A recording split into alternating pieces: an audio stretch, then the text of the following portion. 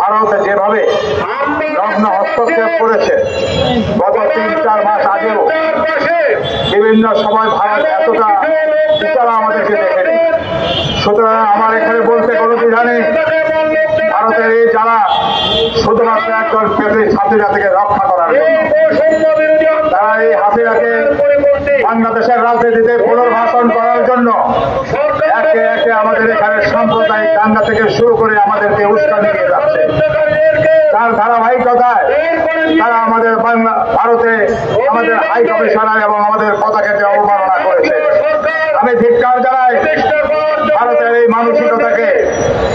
আমরা সবাইকে স্মরণ করিয়ে দিতে চাই, ভারতকে মনে রাখতে হবে বাংলাদেশ 18 কোটি মানুষের জনগণের দেশ।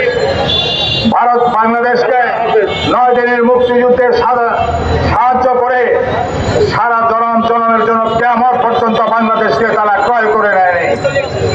আজকে আমরা একা নয়, ভারত যদি আমাদেরকে বাধ্য করে, আমাদের মিত্র রাষ্ট্রগুলো আমাদের সাথে আছে, আমাদের সাথে আমাদের পাকিস্তান আছে, চীন আছে। আমরা অবশ্যই আমাদের স্বাধীনতা সার্বভৌমত্ব রক্ষা করার জন্য আমরা বহির্বিশ্বের সকলে হস্তক্ষেপ কামনা করব, আমাদেরকে সাহায্য কামনা করব।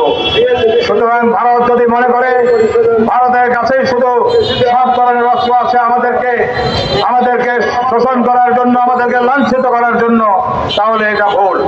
ভারতকে আরেকটি কথা আমি মনে করিয়ে দিতে চাই, 5ই আগস্টে, জুলাই আগস্টের বিপ্লব, এই ছাত্র জনতার মহাবিপ্লব, এই ঐতিহাসিক বিপ্লব শুধুমাত্র আমাদের শেখ হাসিনা ফ্যাসিবাদের বিরুদ্ধে ছিল না, এই বিপ্লব ভারতের আধিপত্যবাদের বিরুদ্ধে ছিল। সুতরাং এটা এক কথায় আমরা বুঝতে চাই, 5ই আগস্টের মহাবিপ্লব এবং ভারতের আধিপত্যবাদের বিরুদ্ধে বিপ্লব একই সুতায় কথা। সুতরাং আপনারা যদি মনে করেন যে না, এর দুইটা বিপ্লবকে দুইভাবে চিন্তা করে আওয়ামী লীগকে পুনর্বাসন করবেন, বিএনপিকে ভুল বুঝিয়ে, বাংলাদেশের দেশপ্রেমিক রাজনৈতিক দলগুলোকে ভুল বুঝিয়ে, তাদেরকে বিভিন্ন রকমের প্রলোভন দেখে আপনারা বাংলাদেশে আবার জায়গা করে নেবেন, আবার আপনারা বাংলাদেশকে শোষণ করার রাস্তা তৈরি করে নেবেন, তাহলে আমি মনে করি সেটা হবে সম্পূর্ণ ভুল। বাংলাদেশের মানুষ আজকে জাগ্রত হয়েছে। আজকে আপনাদেরকে একজন চিন্ময়কে গ্রেপ্তার করার জন্য যত উজালা হতে দেখেছে, কিন্তু আমরা তো বিশ্বজিৎকে হত্যা করার সময় আপনাদের যখন দোসর হাসিনা ক্ষমতা ছিল, তখন তো আপনাদের এত উৎকণ্ঠা দেখেনি। যখন ক্ষমতা ছাড়ার 1 মাস পূর্বেও শিলা দাসকে বর্ডারে হত্যা করা হয়েছিল, তখন তো আপনাদেরকে এত উজালা হতে দেখেনি। আজকে হঠাৎ করে আপনারা একজন মানুষকে রাষ্ট্রদ্রোহিতার অভিযোগে গ্রেপ্তার করা হয়েছে, যে ইসকন আমাদের দেশে অশান্তি তৈরি করছে, তাকে গ্রেপ্তার করার পর আপনারা এত উজালা হচ্ছেন কেন? তার মানে আপনারা বারবার চাচ্ছেন আমাদের দেশটাকে অশান্ত করে আপনারা বাজারে উঠতে।